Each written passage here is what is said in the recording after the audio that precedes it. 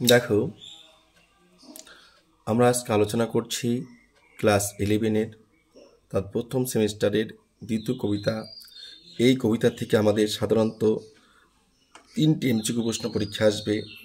তোমরা ইতিমধ্যেই তোমরা যারা জানো না তারা জেনে নাও। এই 3টি এমসিকিউ প্রশ্ন কিন্তু আমাদের 2টি প্রশ্ন আসবে কবিতার মধ্য থেকে, আর একটি প্রশ্ন আসবে তোমাদের কবিতার যে কবি রয়েছে সেই কবি বিষয় থেকে, এমনকি কবিতা বিষয় থেকে, যেটা তোমাদের কবিতার মধ্য থেকে পড়ার মধ্য থেকে সরাসরি পাবে না। তার জন্য এই কবিতাটি পড়ার পূর্বে আমি তোমাদের কবি বিষয়ে কিছু তথ্য দিচ্ছি। এই তথ্যগুলো অবশ্যই তোমরা মনে রাখবে, এমনকি তোমরা খাতায় লিখেও নিতে পারো। আমি তোমাদের কবিতাটি আলোচনা করেছি, প্রথমে দিয়েছি কবি পরিচিতি, তারপরে আলোচনা করেছি কবিতা পরিচিতি, তারপর তোমাদের প্রতিটি শব্দ ধরে প্রতিটি লাইন ধরে কবিতার বাংলা মানে, এবং অবশেষে রেখেছি কবিতায় যতগুলি ওয়ার্ড আছে প্রতিটি ওয়ার্ডের বাংলা মানে। তাহলে শিক্ষার্থী বন্ধুরা, তোমরা যারা ভিডিওটি দেখছো তারা শুরু থেকে যদি শেষ পর্যন্ত দেখো, কবিতাটি বুঝতে পারবে, এটা আমি নিশ্চিত। এবং যারা চ্যানেলে নতুন এসেছো তারা চ্যানেলটাকে অবশ্যই সাবস্ক্রাইব করে নাও, কেননা আমি কিন্তু তোমাদের সপ্তাহে 2 দিন লাইভ ক্লাস করাবো। তোমাদের অবশ্যই সেটা রুটিনে জানিয়ে দেব। তোমরা অবশ্যই সেই ক্লাসে উপস্থিত থাকলে বুঝতে পারবে যে আমি যে প্রশ্নগুলি তোমাদের দেবো সেই প্রশ্নগুলির মধ্য থেকেই কিন্তু তোমাদের পরীক্ষা প্রশ্ন হবে। তাহলে চলো কথা না বেরিয়ে শুরু করছি আমাদের কিন্তু কবিতা। তো দেখো, কবিতার কবি পরিচিতি বলছে, কবিতার কি বলছে? কবি পরিচিতি। কবিতা কি? The bangle sellers. Bangle sellers কথা অর্থ হচ্ছে চুরি বিক্রেতাগণ। বেঙ্গল মানে হচ্ছে চুরি, সেলার্স মানে বিক্রেতাগণ। ঠিক আছে, বেঙ্গল মানে কি চুরি, সেলার্স মানে কি বিক্রেতাগণ। সরোজিনী নাইডু, কবিকে সরোজিনী নাইডু বলছে অ্যাবাউট দ্য পয়েট, মানে কবি বিষয়ে, অ্যাট এ গ্ল্যান্স অর্থাৎ এক ঝলকে। বলছে নেম, তাহলে কি নাম কি ছিল? কবি নাম সরোজিনী নাইডু। এই তো সরোজিনী নাইডু, এই নামটা তোমাদের মুখস্থ রাখতে হবে। তোমাদের কিন্তু অপশনে সরোজিনী নাইডু, এই 4টা অপশনের মধ্যে সরোজিনী নাইডু থাকবে। পরীক্ষার মধ্যে যদি থাকে তোমাদের কিন্তু এই বানানটা ভুল দেওয়া থাকবে। কোনোটা থাকবে SARAJINI, আবার কোনোটা থাকবে SORAJINI। এবার তখন কিন্তু তোমরা কনফিউশনে পড়ে যাবে। তাও ইংলিশ তো আর সবাই আমরা খুব দক্ষ তা নয়, কারণ আমরা ক্লাস 10-এ যারা মাধ্যমিক পাস করেছি তারা অনেকেই ঠিকঠাক হয়তো রিডিংও করতে পারি না। কিন্তু যাই হোক, যারা রিডিং পড়তে পারো তাদের কোনো কথা নেই, যারা পারো না তাদের তো শিখতে হবে। তার জন্য তোমরা সঠিক উত্তরটি নির্বাচন করার জন্য তোমরা কিন্তু এই বানানটি কিন্তু মুখস্থ রাখবে, সরোজিনী নাইডু। ঠিক আছে, এবার উনি কবে জন্মগ্রহণ করেছিলেন? দেখো, বার্থ মানে হচ্ছে জন্ম। এবার তিনি কবে জন্মগ্রহণ করেছিলেন দেওয়া আছে এখানে, কত? 13 ফেব্রুয়ারি 1879, হায়দ্রাবাদ। হায়দ্রাবাদে 1879 খ্রিস্টাব্দে 13ই ফেব্রুয়ারি, এই তারিখটা তোমাদের মনে রাখতে হবে। তাহলে সরোজিনী নাইডু কবে জন্মগ্রহণ করেছিলেন, কোথায় জন্মগ্রহণ করেছিলেন? তিনি হায়দ্রাবাদে জন্মগ্রহণ করেছিলেন। কত সালে, কবে? 1879 খ্রিস্টাব্দের 13ই ফেব্রুয়ারি। এখানে অনেক সময় তোমাদের সমস্ত দেওয়া থাকবে জন্মস্থান দিয়ে প্রশ্ন দেওয়া থাকবে, হায়দ্রাবাদ 1879। এখানে 13র জায়গায় হয়তো অন্য একটা তারিখ দেওয়া থাকবে, ফেব্রুয়ারি জায়গায় হয়তো অন্য একটা মাস দেওয়া থাকবে। এটা কিন্তু তোমাদের খুব ভালোভাবে মনে রাখতে হবে। প্যারেন্টস, এবার সরোজিনী নাইডুর বাবা মা কে ছিলেন? সাধারণত প্রথমত দেখা আছে, দেখো কি আছে, অঘোরনাথ চট্টোপাধ্যায়। অঘোরনাথ চট্টোপাধ্যায়, যে অঘোরনাথ চট্টোপাধ্যায় এটা ছিল সরোজিনী নাইডুর বাবার নাম। এবং বরদা সুন্দরী দেবী, বরদা সুন্দরী ছিল তার মায়ের নাম। তাহলে দেখো, আমরা জেনে গেলাম যে সরোজিনী নাইডুর বাবার নাম কি ছিল? অঘোরনাথ চট্টোপাধ্যায়, এবং মায়ের নাম ছিল কি? বরদা সুন্দরী দেবী। এবার দেখো তার শিক্ষা জীবন, তিনি কোথায় কোথায় তিনি পড়াশোনা করেছিলেন, বিশেষ শব্দ তার কি, যেখানে যেন তিনি পড়াশোনা করেছিলেন সেগুলির নাম উল্লেখ করা আছে। উল্লেখ করার মতো বিষয়গুলো কি? এডুকেশন, তার শিক্ষা জীবন। তিনি ছিলেন কি? নিজাম কলেজে পড়াশোনা করছিলেন, কিংস কলেজ যেটা লন্ডনে অবস্থিত, তাই তো, King's College London, Girton College Cambridge. তাহলে তার শিক্ষা জীবন অর্থাৎ তার শিক্ষা, তিনি কোথায় তিনি শিক্ষা গ্রহণ করেছিলেন? নিজাম কলেজে, কিংস কলেজে, যেটা লন্ডনে অবস্থান করছে, গিটন কলেজ, যা কেমব্রিজে রয়েছে। হ্যাঁ, এরপর দেখো পরে যে পরের পার্টটা কি বলছে, তো বলছে ডেভেলপমেন্ট অফ পার্সোনালিটি, অর্থাৎ তার যে যে ব্যক্তিগতভাবে বিকাশ বা উন্নতি সেটা কবে থেকে হয়, সায়েন্স চাইল্ডহুড, তার শৈশবকাল থেকেই, সায়েন্স চাইল্ডহুড শৈশব থেকেই। বলছে ইন্ট্রোডাকশন টু পলিটিক্স, তার রাজনীতির যোগদান, তার রাজনীতিতে আসা, আর্গেড বাই গোপাল কৃষ্ণ গোখলে, তার গোপাল কৃষ্ণ গোখলের অনুপ্রেরণায় তিনি কিন্তু রাজনীতিতে প্রবেশ করেন। হ্যাঁ, স্ট্রিক্ট ফলোয়ার্স অফ, তিনি কঠোরভাবে অনুসরণ করতেন বা অনুকরণ করতেন যাকে, তার নাম হচ্ছে গান্ধীজি। হ্যাঁ, বলছে first as a women president of the Indian of national Congress and the governor of the state of India. তো তিনি the first as a woman, তিনি ছিলেন প্রথম মহিলা প্রেসিডেন্ট, সভাপতি of the Indian of national Congress, ভারতীয় জাতীয় কংগ্রেসের। ভারতীয় জাতীয় কংগ্রেসের দলটি রয়েছে, সেই ভারতীয় জাতীয় কংগ্রেস দলটির প্রথম সভাপতি ছিলেন, মহিলা সভাপতি ছিলেন কে বলো তো? প্রথম মহিলা সভাপতি ছিলেন Sarojini Naidu. And the governor of the state of India, এবং তিনি ভারতবর্ষের একটি রাজ্যে তিনি রাজ্যপাল ছিলেন। স্টার্টেড রাইটিং, তিনি তার লেখালেখি শুরু করেছিলেন কবে? ফ্রম দ্য এজ অফ 12, দেখো 12 বছর বয়সে। কত বছর বয়সে? 12 বছর বয়সে। One of her most popular poems,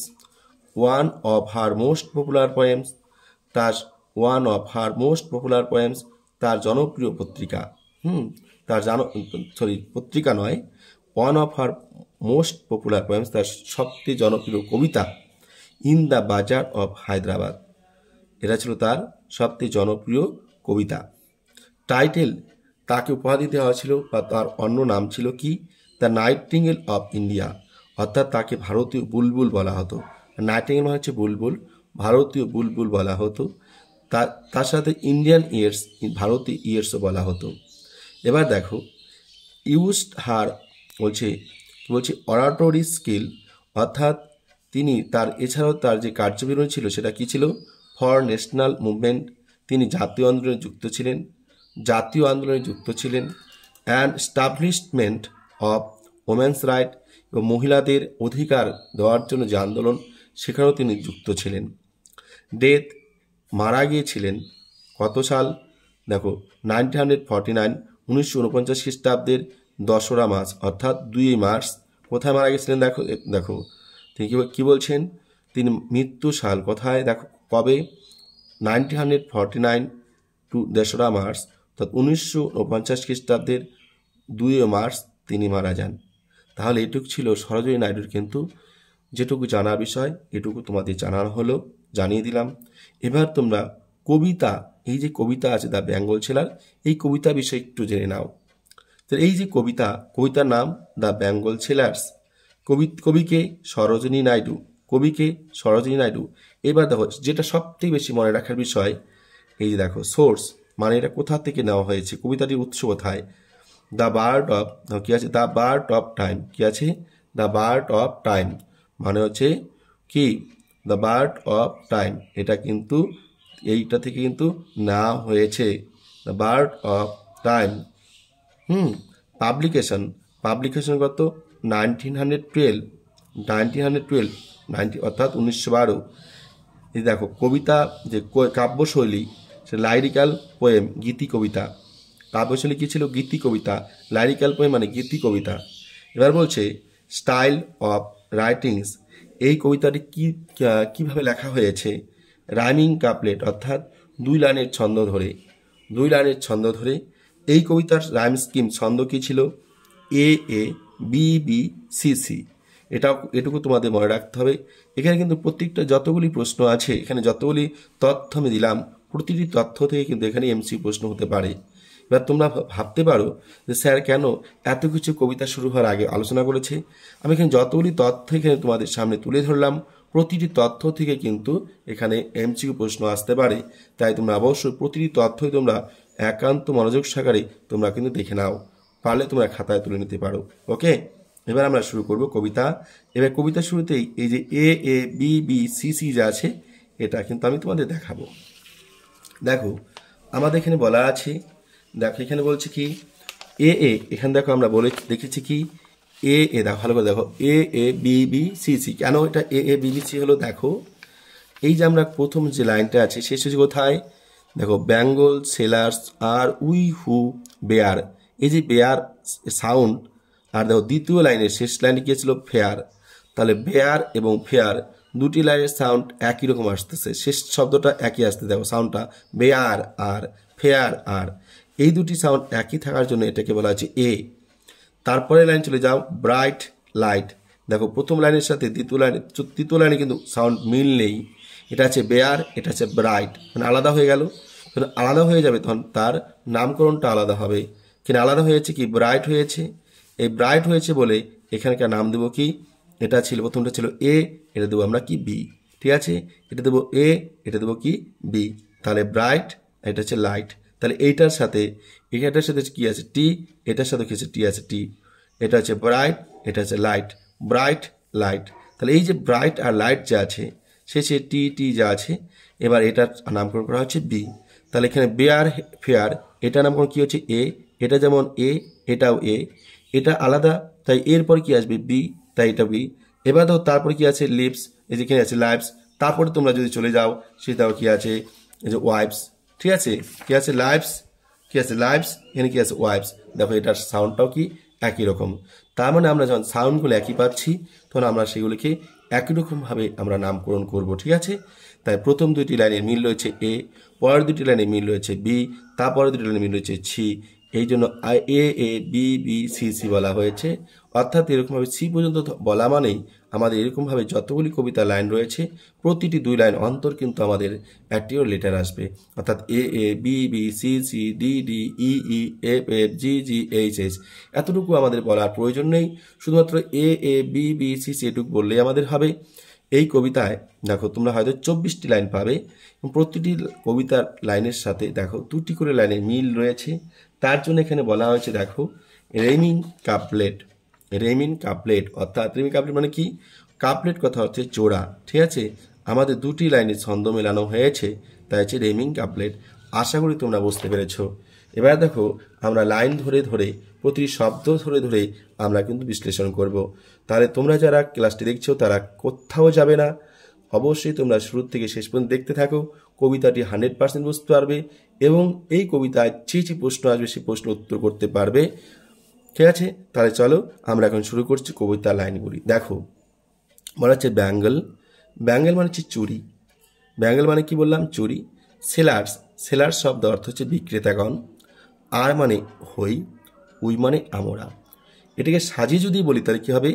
we are bangle sellers. ভালো করে দেখো, উই আর মানে কি? আমরা হই, বেঙ্গল চুরি, সেলার্স বিক্রেতাগণ। হু যারা, অর্থাৎ আমরা।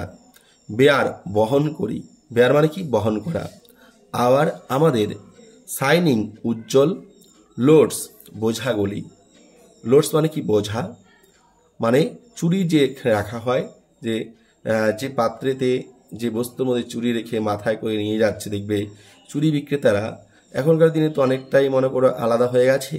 বাক্স পাওয়া যায় সাইকেলে বা কেউ টোটোতে, বিভিন্নভাবে কিন্তু চুরি বিক্রি করে, যারা আর কি এই মেয়েদের জিনিসপত্র বিক্রি করে। কিন্তু আগেকার দিনে কিন্তু যারা চুরি বিক্রি করতো তারা কিন্তু একটা মনে করো আমাদের ভাষা যেটা বলা হয় হাজি বা সাজি, যেটা আমরা ঝাঁকা বলে থাকি, সেই ঝাঁকা মাথায় নিয়ে যেত এবং সেখানে বিভিন্ন রং বেরঙের চুড়িগুলি কিন্তু নিয়ে মাথায় নিয়ে তারা হেঁটে বেড়াতো বাড়ি বাড়ি। এখানে কিন্তু সেরকম একটা দিক নির্দেশ করছে, সেরকম যে যারা চুড়ি বিক্রি করছে তাদের সেই চুড়িগুলি যে পাত্রতে রাখা আছে সেটাকে বলা হচ্ছে সে বলছে বোঝা। লোডস মানে বোঝা। To the temple fair. Temple মানে মন্দির, টেম্পল মানে মন্দির, ফেয়ার মানে কি? মেলা। অর্থাৎ আমরা হিন্দু ধর্মে যারা রয়েছি সেই হিন্দু ধর্মের বিভিন্ন দেবী দেবতার পুজো হয়, কিন্তু দেবদেবীর পুজো হয়। সেই পুজো যেখানে হয় সেখানে অবশ্যই মন্দির থাকে। সেই মন্দির প্রাঙ্গণে কিন্তু যখন পুজো হয় একটা বিশেষ করে মেলা হয়। সেই মেলা প্রাঙ্গণে বিভিন্ন ধরনের মানুষ কিন্তু সেখানে যায়। সেখানে সেখানে আর কি চুড়ি বিক্রি করার জন্য বিভিন্ন ধরনের চুড়ি বিক্রেতাগণ তাদের চুড়িগুলি নিয়ে পায়ে হেঁটে হেঁটে মেলার দিকে সবাই যাচ্ছিল, যেটা কি মন্দির প্রাঙ্গণে হচ্ছিল। তাহলে আশা করি তোমরা বুঝতে পেরেছ। তাহলে আমি কি বললাম, বেঙ্গল ছেলার চুড়ি বিক্রেতাগণ আর আমরা হই, অর্থাৎ আর বেঙ্গল ছেলার আমরা হলাম চুড়ি বিক্রেতাগণ, যারা বেয়ার বহন করে চলছি। আওয়ার শাইনিং আমাদের উজ্জ্বল লোডস বোঝাগুলি, অর্থাৎ উজ্জ্বল রঙের চুড়িগুলি মাথায় করে নিয়ে আমরা হেঁটে চলেছি টু দ্য টেম্পল ফেয়ার। কোথায়? মেলার দিকে। যে মন্দিরের পাশে যে মেলা রয়েছে সেই মন্দিরের মেলার দিকে আমরা আমাদের যে বিভিন্ন ধরনের রং বেরঙের যে চুড়িগুলি রয়েছে সেই চুড়িগুলি ছিল উজ্জ্বল রঙের চুড়ি। সেই উজ্জ্বল বর্ণের চুড়িগুলি মাথায় করে নিয়ে আমরা হেঁটে চলেছি সেই মেলার দিকে। বলছে কে বা কারা উইল বাই কিনবে দেশ এই ডেলিকেট সূক্ষ্ম ব্রাইট উজ্জ্বল রেইনবো টিন্টেড রামধনু রঙের রাঙা লাইট আলোতে সার্কেলস বলয়গুলি। দেখো, কবিতা লাইনের ভিত্তিতে যদি তোমরা পড়ো তাহলে হয়তো অর্থটা ঠিকঠাক মিলবে না, আমাদের অর্থটা একটু সাজিয়ে বলতে হবে।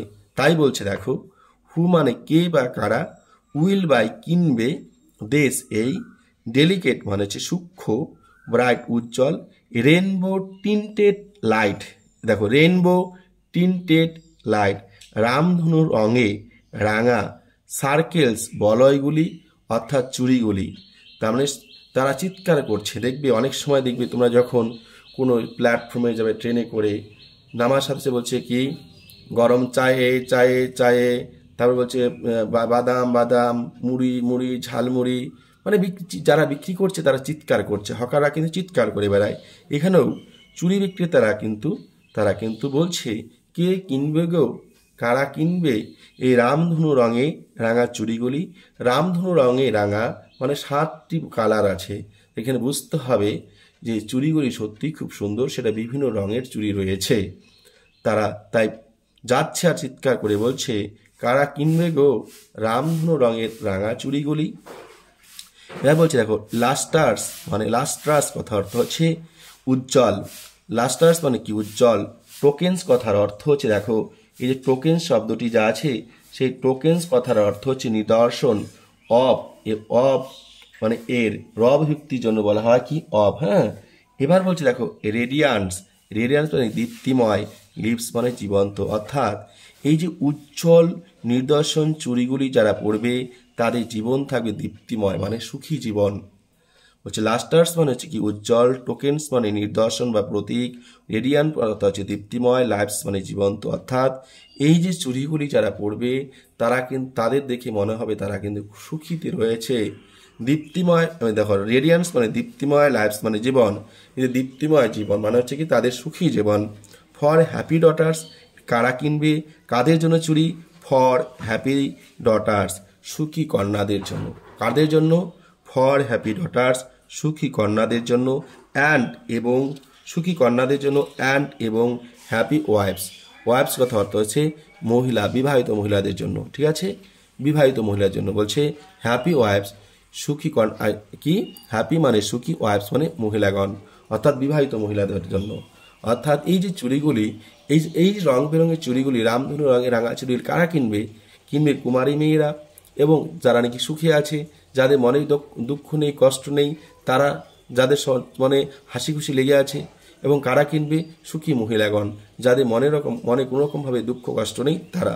ওকে, আশা করি তোমরা বুঝতে পেরেছো। এবার দেখো, এবার চুরির বর্ণনা দেওয়া হয়েছে এখানে। প্রথম যে কটা লাইন পড়লাম সেই প্রথম লাইন কটির মধ্যে আমরা পেলাম চুরির বিবরণ, মানে কারা চুরি নিয়ে যাচ্ছে, চুরি বিক্রেতাগণ কোথায় নিয়ে যাচ্ছে?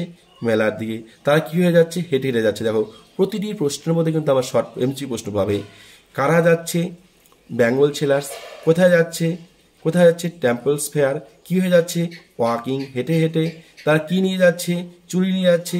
কিভাবে নিয়ে যাচ্ছে? লোডস, মাথায় বোঝায় কি মাথায় আর কি ঝাঁকার মধ্যে চুরি সাজিয়ে। চুরিগুলি কেমন ছিল? দেখো চুরিগুলি কেমন ছিল? রেইনবো টিন্টেড ছিল, রেইনবো টিন্টেড সার্কেল ছিল, অর্থাৎ রামধনু রঙের রাঙা চুড়িগুলি ছিল।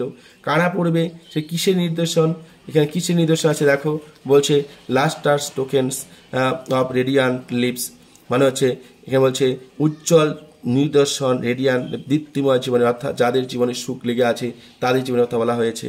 কারা পড়বে, হ্যাপি ডটার্স, সুখী কন্যাগণ, হ্যাপি ডটার্স মানে সুখী কন্যাগণ, অ্যান্ড কি বলছে হ্যাপি ওয়াইফস, এবং সুখী কি মহিলাগণ বা বিবাহিত মহিলাগণ।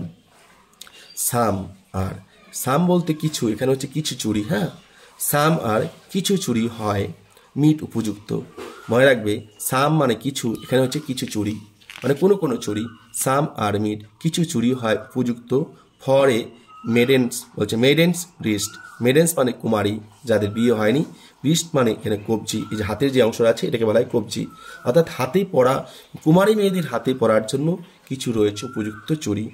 সেই চুড়িদের রং এখানে বলা হয়েছে কেমন রং, সিলভার রূপলি বর্ণের, অ্যান্ড ব্লু এবং নীল বর্ণের, অ্যাস মতো দ্য মাউন্টেন মিস্ট এবং পাহাড়ি কুয়াশার মতো। পাহাড়ি কুয়াশার সাথে দেখো, পাহাড়ে যে কুয়াশা সে স্বচ্ছ পরিষ্কার কুয়াশা থাকে, সেই কুয়াশার সঙ্গে তুলনা করছে কুমারী মেয়েরা যে চুড়িগুলি পরবে সেই চুড়িগুলিকে। তাহলে কুমারী মেয়েরা কোন ধরনের চুড়ি পরবে, কোন কালারে চুড়ি পরবে, সিলভার রূপলি রঙের, অ্যান্ড ব্লু এবং নীল রঙের। এবং তার সেই নীল রঙের চুড়ি এবং সিলভার বর্ণের চুড়ি কার সঙ্গে তুলনা করা হয়েছে, দেখো মাউন্টেন মিস্ট পাহাড়ি কুয়াশার সঙ্গে। ঠিক আছে, আশা করি তোমরা বুঝতে পেরেছ। এবার বলছে সাম কিছু আর, সাম আর কিছু হয়, অর্থাৎ কিছু চুড়ি হয় প্লাস্ট মানে হালকা লাল বর্ণ বলতে পারো, টকটকে লাল বলতে পারো, কিংবা গোলাপি বর্ণ বলতে পারো, হ্যাঁ, লাইক মতো, দ্য বার্ডস ফুলের কুড়ি, বার্ডস মানে কি ফুলের কুড়ি, দ্যাট ড্রিম স্বপ্ন দেখে, দ্যাটস মানে যে, ড্রিম মানে স্বপ্ন, অর্থাৎ দ্য বার্ডস দ্যাট ড্রিম, এই লাইন এটুকুর অর্থ হচ্ছে ফুলের কুড়ি যেমন স্বপ্ন দেখে ফুল হয়ে ওঠার, কি বললাম, দ্য বার্ডস দ্যাট ড্রিম, ফুলের কুড়ি যেমন স্বপ্ন দেখে ফুল হয়ে ওঠার, ঠিক একইভাবে কুমারী মেয়েরাও স্বপ্ন দেখে তারা বধূ হওয়ার, মানে তারা কোনো না কোনো বা কারো না কারো তারা বধূ হবে, এই স্বপ্নটা তারা দেখে। তারাও স্বপ্ন দেখে তারা সংসার করবে, তারাও স্বপ্ন দেখে তারাও কি হবে, বা তারাও মা হবে, এই স্বপ্নগুলি তারা দেখে। এই স্বপ্নগুলি যখন তারা দেখে, তাদের এই স্বপ্ন দেখার বয়স হয়, তারা কি রঙের চুড়ি পরবে, তারা ফার্স্ট অর্থাৎ লাল বর্ণের চুড়ি পরবে। ঠিক আছে, লাল বর্ণের চুড়ি পরবে তারা। তাহলে বুঝতে হবে যে সমস্ত মেয়েদের বয়স 16, 17, 18, তাদের মনে 16 বছর হবে না আর কি, 16 বছরটা এখন বলা ঠিক হবে না, সাধারণত 17 থেকে 18 বছরের মেয়েদের মধ্যে এই ইচ্ছাটা কিন্তু ফুটে ওঠে বা ইচ্ছাটা কিন্তু জেগে ওঠে, সবারই ইচ্ছাটা থাকার কথা। তাই তারা পড়বে কোন বর্ণের চুড়ি, কবি এখানে বলছেন চুড়ি বিক্রেতাগণ বা কবি এখানে উল্লেখ করেছেন যে ফ্লাস্ট মানে হচ্ছে লাল বর্ণের, সেটা হালকা লাল হতে পারে, গাঢ় লাল হতে পারে, কিংবা গোলাপি বর্ণ হতে পারে। আশা করি তোমাদের বোঝাতে পারলাম। অন দ্য ট্রান বলছে, দেখো ট্রানকুইল, ট্রানকুইল কথা অর্থ হচ্ছে শান্ত, অন দ্য ট্রানকুইল শান্ত, ব্রো মানে কথা অর্থ আমরা জানি চোখের যে ব্রোটা আছে, চোখের ব্রো, কিন্তু এখানে চোখের ব্রোটা আমরা বলবো না, এখানে বলবো পার বা কিনারা। পার বা কিনারা কার, নদীর, হ্যাঁ, অফ এ উডল্যান্ড বনের মধ্য দিয়ে, স্ট্রিম যে নদী প্রবাহিত হয়ে গেছে। দেখবে কোনো জঙ্গলের মধ্য দিয়ে বা বনের মধ্য দিয়ে যে নদীগুলি প্রবাহিত হয়, তাদের কিনারা কিন্তু তাদের পার বা কিনারা কিন্তু শান্ত থাকে, সেটা দেখতে কিন্তু অতটা পার ভাঙ্গা মনে হয় না, খাড়াই থাকে না, সেটা ঢালু থাকে, অর্থাৎ সেই নদী কিন্তু গতিপথ কিন্তু খুব তীব্র হয় না, সেটা শান্তভাবে থাকে, সেইগুলির সাথে তুলনা করা হয়েছে। এখানে দেখো তাহলে মেয়েদের স্বপ্নটা কি, যখন তারা বিয়ের উপযুক্ত হয় তাদের মনে কিন্তু সেই স্বপ্নটা থাকে। হ্যাঁ, এবার সেটা কি বলছে, কেমন স্বপ্ন থাকে, শান্ত সেই নদীর পাড়ের মতো বা কিনারের মতো, যেই নদীগুলি কোথা দিয়ে গেছে, বনভূমির মধ্য দিয়ে গেছে। উডল্যান্ড মানে হচ্ছে বনভূমি, আর স্ট্রিম কথা অর্থ হচ্ছে নদী। এবারও কি বলছে, সাম কিছু আর হয়, অর্থাৎ সাম আর মানে কিছু চুরি হয়, একগুলো মানে উজ্জ্বল, উইথ এখানে আইটা ওঠেনি, এখানে তোমরা মনে রাখবে এখানে আই রয়েছে, হ্যাঁ এখানে আই রয়েছে, কিন্তু WITH হবে, এখানে WITH হবে উইথ, এখানে আই শব্দটা এখানে ওঠেনি, আমি দিচ্ছি আই, ওই সাম কিছু আর হয়, অর্থাৎ সাম আর কিছু চুরি হয়, এগুলো মানে উজ্জ্বল। এগুলো মানে কি উজ্জ্বল? উইথ দ্য ব্লুম, ফুলের কুড়ির মতো। উইথ দ্য ব্লুম কি ফুলের মতো, হ্যাঁ। এ দেখো এখানে কি ব্লুম মানে ফুল, কিছু চুরি হয় সেই ফুলের মতো। কি সাম আর এগুলো উইথ দ্য ব্লুম, কিছু চুরি হয়। সাম মানে কি? সাম আর মানে কিছু চুরি, এগুলো উজ্জ্বল, উইথ সঙ্গে দ্য ব্লুম, অর্থাৎ কিছু চুরি হয় উজ্জ্বল বর্ণের ফুলের মতো। ব্লুম মানে ফুল, দ্যাট যেগুলিতে, যেখানে ক্লিপস লেগে থাকে, মানে যা টেনে ধরে লেগে থাকে বা বিদীর্ণ করে, কি টু দ্য লিম্পিড, লিম্পিড মানে হচ্ছে স্বচ্ছ, টু দ্য লিম্পিড মানে স্বচ্ছ, গ্লোরি মানে কি গরিমা বা গৌরব, অফ নিউ মানে নতুন, বর্ন মানে জন্মগ্রহণ করা, লিপস মানে পাতা, অর্থাৎ গাছের মধ্যে যে নতুন পাতা যখন গজায়, সেই নতুন পাতা খুব চকচকে থাকে, সুন্দর থাকে, স্বচ্ছ থাকে, সেটির দিকে তাকালে প্রতিটি মানুষের মন কিন্তু ভালো হয়ে যায়। তাই কবি বলেছেন যে কিছু চুরি থাকে এরকম, সেই গাছের পাতাদের মতো, একদম স্বচ্ছ, হ্যাঁ, গাছের পাতাদের মতো, কচি পাতা যে থাকে সেই গাছের কচি পাতার মধ্যে একদম স্বচ্ছ থাকে। যে চুড়িগুলি পড়লে পরে প্রত্যেকের আকর্ষণ কিন্তু সেই চুড়ির দিকে চলে যায়, সেই কথাটাই কবি বলেছেন। কবি বলতে চেয়েছেন, সরোজিনী নাইডু বলতে চেয়েছেন যে সাম আর এগুলো কিছু চুরি হয় উজ্জ্বল, উইথ দ্য ব্লুম ফুলের মতো। কেমন ফুলের মতো? দ্যাট ক্লিপস, যেখানে আটকে থাকে।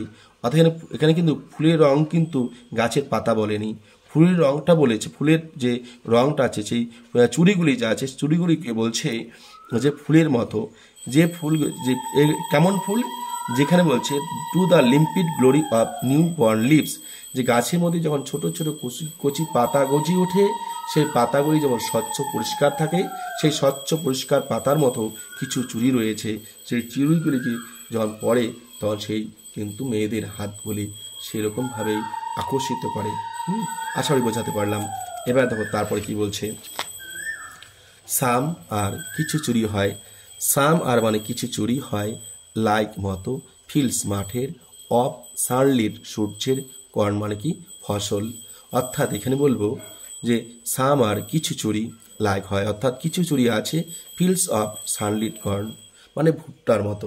এখানে ভুট্টা বলতে পারো, কিংবা মাঠে যে কোনো শস্য বলতে পারো, যেমন গম হতে পারে, হ্যাঁ। অর্থাৎ যে শস্যগুলির রং হয় সোনালি রঙের মতো, সোনালি স্বর্ণের যে রং, সেই স্বর্ণের রঙের মতো, ঠিক আছে, গোল্ডেন কালার। যেমন ভুট্টা ক্ষেত রয়েছে, কর্ন মানে কিন্তু ভুট্টা ক্ষেত, সানলিট কর্ন মানে ভুট্টা ক্ষেত। ভুট্টা ক্ষেতে ভুট্টা যখন পেকে যায়, সেই ভুট্টার রং যে হয় সেটা হলুদ বর্ণ, সেই কিছু চুরি রয়েছে হলুদ বর্ণ, ঠিক আছে। Some are like fields of sunlit corn, কিছু চুরি রয়েছে ভুট্টা রঙের মতো, অর্থাৎ হলুদ বর্ণের মতো। যে চুরিগুলিকে ভুট্টার রঙের সঙ্গে তুলনা করা হয়েছে, কিংবা মাঠের অন্যান্য ফসলের সঙ্গে তুলনা করা হয়েছে, এটা কিন্তু অনেক দামি, হ্যাঁ। কেননা আমরা জানি স্বর্ণ বর্তমান ধাতুর মধ্যে স্বর্ণ সব থেকে দামি ধাতু, তাই এখানে কিন্তু সেই ভুট্টার রং যে বলছে সেটা হলুদ বর্ণ, কিন্তু হলুদ বর্ণের চুরির কথা বলা হয়েছে। মিট উপযুক্ত, ফর এ ব্রাইড কি পাত্রীর জন্য, বিয়ের যে কনে, অর্থাৎ যাদের বিয়েটা হবে, বিয়ে ঠিক হয়ে গেছে, সেই বিয়ের কনের মতো, সেই বিয়ের কনের হাতে পরার জন্য যে চুড়ি, সেই চুড়িগুলির রং হচ্ছে হলুদ বর্ণ। অন হার বলছে ব্রাইডাল মর্ন, ব্রাইডাল মর্ন কথা অর্থ হচ্ছে ব্রাইডাল মানে কি বিয়ের, মর্নিং মানে সকালবেলা, অর্থাৎ বিয়ের দিন সকালবেলা মেয়েরা হাতে চুড়ি পরবে কি হলুদ বর্ণের কিন্তু চুড়ি পরবে, এটাই কিন্তু বলা হয়েছে। আমাদের সমাজ ব্যবস্থা যদি দেখা যায়, তাহলে দেখবে বিয়ের দিন যে অধিবাস করা হয়, সেখানে কিন্তু শাখা, তার আগে থেকে শাখা যে থাকে, শাখা পলা থাকে এবং তার সঙ্গে আইস্তি থাকে, সেই আইস্তির উপরে দেখবে অনেকের বাড়িতে দেখবে যারা একটু মধ্যবিত্ত কিংবা মধ্যবিত্ত থেকে বা আরও উপর ধরনের যারা থাকে, তাদের দেখবে সেই আইস্তিগুলি স্বর্ণের থাকে, ঠিক আছে। যদি স্বর্ণের নাও থাকে, কিছুটা স্বর্ণ কিন্তু থাকে। যাই হোক, এবার বলছে মিট উপযুক্ত ফর এ ব্রাইড, বিয়ের যে কনে, সেই কনের হাতে বলছে অন হার ব্রাইডাল মর্ন, অর্থাৎ বিয়ের দিন সকালবেলায় বিয়ের যে কনে, বিয়ের যে পাত্রী, সেই বিয়ের দিন সকালবেলায় তার হাতে চুড়ি থাকবে কি হলুদ বর্ণের চুড়ি, যেটা ভুট্টা রঙের মতো, সেটাই কবি বলতে চেয়েছেন। সাম কিছু চুড়ি, লাইক দ্য ফ্লেম অগ্নিশিখার মতো, ফ্লেম মানে কি শিখা, বা কিসের শিখা? অগ্নিশিখা, আগুনের যে রং সেই অগ্নিশিখার মতো। লাইক মানে মতো, সাম মানে কিছু চুরি, লাইক মানে মতো, দ্য ফ্লেম মানে কি অগ্নিশিখা, অফ হার তার, ম্যারেজ বিয়ের, ফায়ার, আগুনের মতো। অর্থাৎ যখন বিবাহ হয় সেই বিয়েতে দেখবে অগ্নিকুণ্ড অর্থাৎ যজ্ঞ করা হয়। যজ্ঞের মধ্যে যে আগুনটা জ্বলে ওঠে, সে আগুনের যে শিখা, সেই আগুনের শিখার রঙের শিখার যে রং, আগুনের শিখার যে রং, সেই আগুনের শিখার মতো রং কিন্তু কিছু চুড়ি রয়েছে। সেই চুড়িগুলি কিন্তু কি করবে, সেই কনেরা পড়বে। এটাও কিন্তু সেই ভুট্টা রঙের মতোই হলুদ বর্ণ, ঠিক আছে। অথবা এরিস সমৃদ্ধ উইথ সঙ্গে দ্য হিউ রং of her heart's desire. Heart's মানে হার্টস কথা অর্থ হচ্ছে হৃদয় বা মন, ডিজায়ার মানে আকাঙ্ক্ষা। অর্থাৎ সেই বিয়ের যে কনে, সেই পাত্রী, তার কনের অর্থাৎ তার যে মনের যে ইচ্ছা আকাঙ্ক্ষা, সেই মনের বা ইচ্ছা বা আকাঙ্ক্ষার যে রং, যে রঙে সমৃদ্ধশালী, সেটাও কিন্তু হলুদ বর্ণ কবি এখানে উল্লেখ করেছেন। টিংক্লিং, টিংক্লিং টুংটাং শব্দ দেখবে হাতে চুড়ি পরে যখন মেয়েরা এরকম করে বাজাবে, দেখবে অনেক সময় সিনেমার মধ্যে দেখা যায়, অনেক গানের মধ্যে দেখা যায়, এরকম করে যখন বাজানো হয় তখন একটা টুংটাং শব্দ হয়। সেই গান, সেই চুরির গান দেখবে তোমরা, বিশেষ করে সেই আওয়াজটা হয় আর সেই গানগুলি হয় হিরো হিরোইনদের মধ্যে কোনো একটা বিয়ের একটা অনুষ্ঠানের মধ্যে এরকম করে দেখবে বাজাতে থাকে, ঠিক আছে।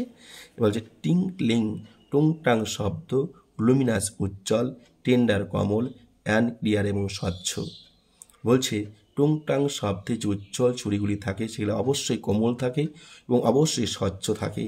লাইক হার, লাইক মানে মতো, হার মানে তার, ব্রাইডাল মানে হচ্ছে কি ব্রাইডাল মানে কি পাত্রী বা কনে, লাফটার হাসি। অর্থাৎ এই যে বিয়ের পর মেয়েরা শ্বশুর বাড়ি যাচ্ছে, সেই নতুন একটা সংসার সাজিয়ে তুলবে, এটা তার মধ্যে যে একটা আনন্দ দেয়, এটা কিন্তু একটা অনেক সময় বেশ প্রতিটা মেয়ের মনেই এই ভাবনাটা কিন্তু তাকে খুশি করে, তার মুখে হাসি এনে দেয়। সেই হাসি কথা বলছে লাইক হার ব্রাইডাল লাফটার, যেমন কি কনের মুখে হাসি। কনের মুখে কেন হাসি? সে নতুন, তার হয়তো জীবনসঙ্গীকে সে পাচ্ছে, তার জীবনসঙ্গী তার মনের মতো হয়েছে, সে নতুন একটা সংসার করবে, তার দীর্ঘদিনের স্বপ্ন সে মা হবে, সে কোনো একটা সংসারে দায়িত্ব পালন করবে, সে দায়িত্ববান হতে চলেছে। এই বিভিন্ন দিক দিয়ে বিভিন্ন ভাবনায় যখন তার মনের মধ্যে তার স্বপ্নগুলি পূরণ হতে থাকে, তখন তার মনের মধ্যে দেখি প্রতিটি মানুষের মুখে হাসি ওঠে, তাই হাসি ফুটে ওঠে। এখানেও সেই মেয়েটির মুখে কিন্তু হাসি ফুটে উঠছে। এবার সেই হাসিটাও প্রকাশ পাচ্ছে চুরির মধ্য দিয়ে। অ্যান্ড ব্রাইডাল টিয়ার, ব্রাইডাল টিয়ার আবার বলছে সেই পাত্রী বা কনে, বিয়ের যে কনে, যার বিয়ে হয়েছে নববধূ, সেই নববধূর চোখের জল। চোখের জল কেন বলছে?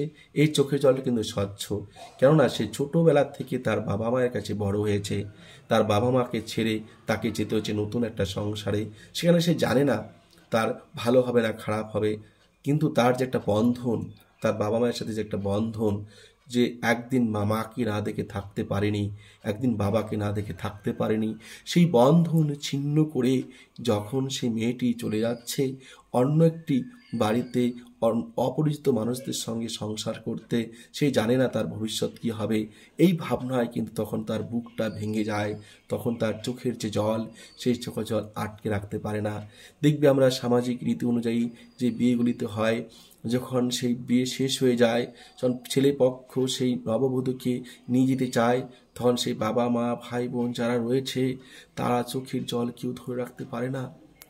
এই জন্য ধরে রাখতে পারে না, তাদের যে এতদিনের বন্ধন সেটা ছিন্ন হয়ে যাচ্ছে। কেন ছিন্ন হয়ে যাচ্ছে?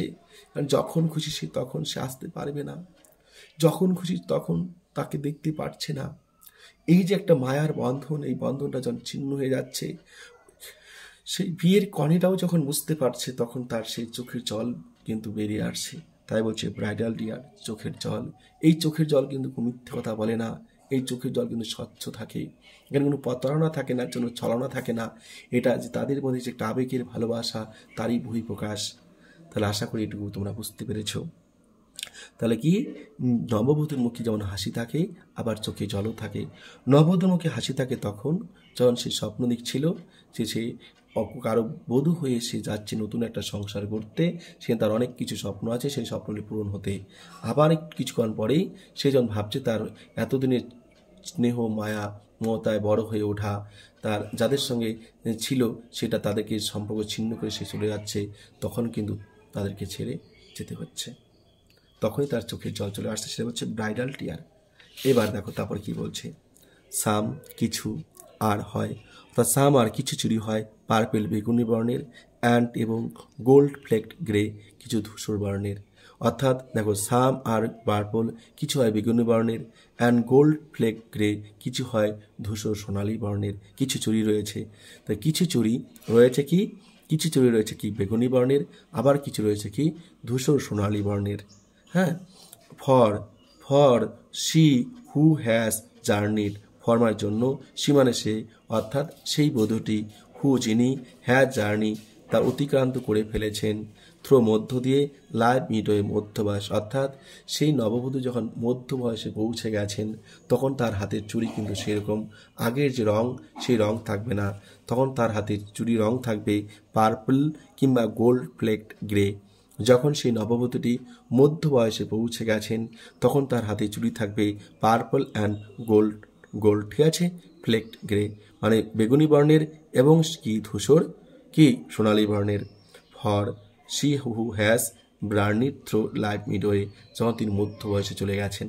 তাহলে আশা করি বুঝতে পেরেছ।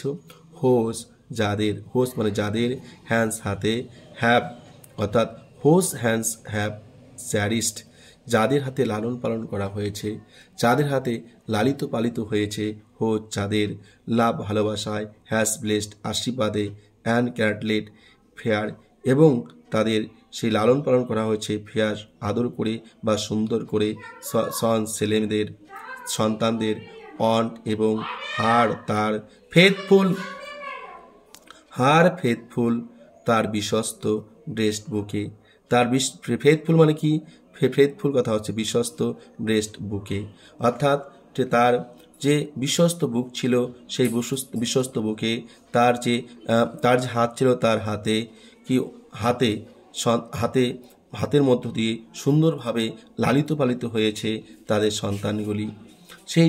সেই মহিলাদের হাতে চুড়ি থাকবে কি বলছে, purple and gold flecked grey. আশা করি তোমরা বুঝতে পেরেছ।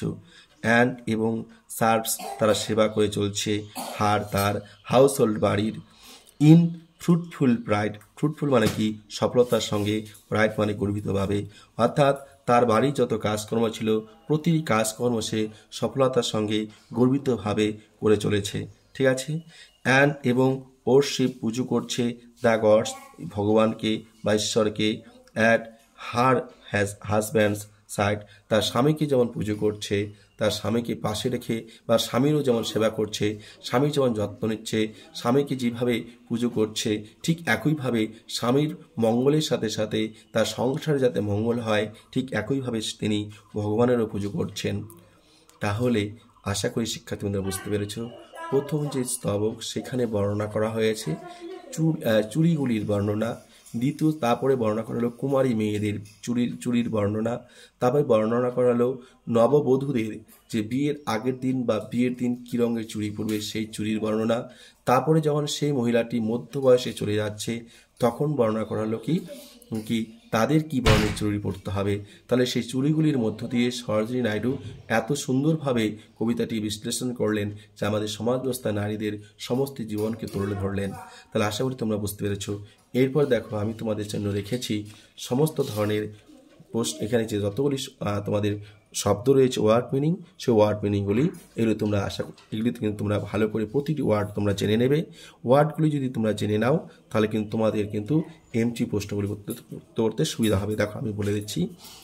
ব্যাঙ্গল কথা অর্থ হচ্ছে চুরি, সেলার্স মানে বিক্রেতাগণ, আর মানে হই বা হয়, উই মানে আমরা, হু মানে যারা বা কে, বেয়ার মানে বহন করা, দেখো বহন করে বা বহন করা, হু মানে যারা বা কারা বা কে, আর মানে আমাদের, শাইনিং মানে উজ্জ্বল, এখানে নিচে ব হবে উজ্জ্বল, লোডস মানে বোঝাগুলি, দ্য টেম্পল মানে মন্দির, ফেয়ার মানে মেলা, দেশ মানে এই, ডেলিকেট মানে সুন্দর বা সূক্ষ্ম, হ্যাঁ এখানে ডেলিকেট মানে সুন্দর বা সূক্ষ্ম, ব্রাইট মানে উজ্জ্বল, এখানে ব হবে, রেইনবো মানে রামধনু, টিন্টেড মানে সদার সঙ্গে, অর্থাৎ টিন্টেড মানে হচ্ছে এখানে টিন্টেড কথার অর্থ হচ্ছে কি সদার সঙ্গে, এখানে বলতে পারি আমরা টিন্টেড কথার অর্থ হচ্ছে কি বলছে রেইনবো টিন্টেড, এখানে টিন্টেড কথা হচ্ছে নিদর্শন বলতে পারি, হ্যাঁ টিন্টেড কথা হচ্ছে নিদর্শন বলতে পারি বা টিন্টেড মানে হচ্ছে নিদর্শন।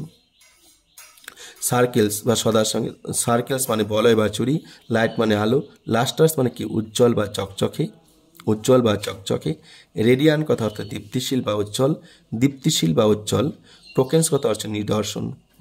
টোকেন্স মানে কি, টোকেন্স কথা অর্থ হচ্ছে কি নিদর্শন, টোকেন্স কথা অর্থ হচ্ছে কি নিদর্শন, টোকেন্স কথা অর্থ হচ্ছে কি নিদর্শন।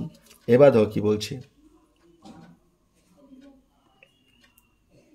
এবার কি বলছে, লাইফস মানে জীবন, ফর মানে জন্য, হ্যাপি মানে খুশি বা সুখী, ডটার্স মানে কন্যাগণ, অ্যান্ড মানে এবং, ওয়াইস মানে স্ত্রী, সাম মানে কিছু, আর মানে হয়, মিট মানে, এখানে মিট মানে দেখা, আমরা এখানে কিন্তু উপযুক্ত, হ্যাঁ এখানে মিট মানে হচ্ছে উপযুক্ত, এখানে এই মানেটা হবে। এবার দেখো, এবার কি, মেডেন্স মানে কুমারী মেয়েদের, আর রিস্ট মানে হচ্ছে কি কবজি বা হাতের উপরের অংশ, সিলভার মানে হচ্ছে রূপলি, অ্যান্ড মানে এবং, ব্লু মানে কি আছে নীল, অ্যাস মানে যেন, দ্য মাউন্টেন আছে পর্বতের, মিস্ট মানে কুয়াশা, সাম মানে কিছু, আর মানে হয়, ফ্লাস মানে সেখানে আমরা শুধু, তোমরা টকটকে লাল বলতে পারো, শুধু লাল বলতে পারো, হালকা লাল বলতে পারো, কিংবা গোলাপি বর্ণ বলতে পারো। লাইক মানে মতো, দ্য বার্ডস মানে হচ্ছে ফুলের কুড়ি, দ্যাট মানে হচ্ছে, ড্রি মানে স্বপ্ন, ট্রাঙ্কুইল মানে শান্ত, ব্রো মানে হচ্ছে ভ্রু মানে এখানে ভ্রু হবে, হ্যাঁ ভ্রু বা নদীর ধার বা তীর বা কুল, উডল্যান্ড মানে বনভূমি, উডল্যান্ড মানে হচ্ছে বনভূমি, এখানে একটা সব, উডল্যান্ড মানে হচ্ছে বনভূমি, অ্যান্ড মানে এবং, স্ট্রিম মানে নদী, অ্যাগ্লো মানে উজ্জ্বল, এখানে এখানে হবে, হ্যাঁ দ্য ব্লুম মানে হচ্ছে ফুল, দ্যাট মানে যে বা যেন, ক্লিপস মানে বিদর্ণ, এখানে ক্লিপস বিদর্ণ বা লেগে থাকা, হ্যাঁ লেগে থাকা, এটা হতে লেগে থাকা, বিদর্ণ বা লেগে থাকা, লিম্পিট মানে স্বচ্ছ, গ্লোরি মানে কি উজ্জ্বল বা গরিমা, নিউ মানে নতুন, বর্ন মানে কি গজানো বা জন্মগ্রহণ করা, লিপস মানে পাতাগুলি, তারপর কি আছে সাম মানে কিছু, আর মানে হয়, লাইক মানে মতো, লাইক মানে মতো, হ্যাঁ ফিল্ডস মানে কি হচ্ছে মাঠ, ফিল্ডস মানে কি হচ্ছে মাঠ, সানলিট কর্ন মানে শস্য, মিট মানে উপযুক্ত, ফর মানে জন্য, এ মানে একজন, ব্রাইট মানে পাত্রী, অনাহার মানে হাতে, অনাহার মানে তার হাতের, অর্থাৎ তার হাতের বলতে কার হাতের,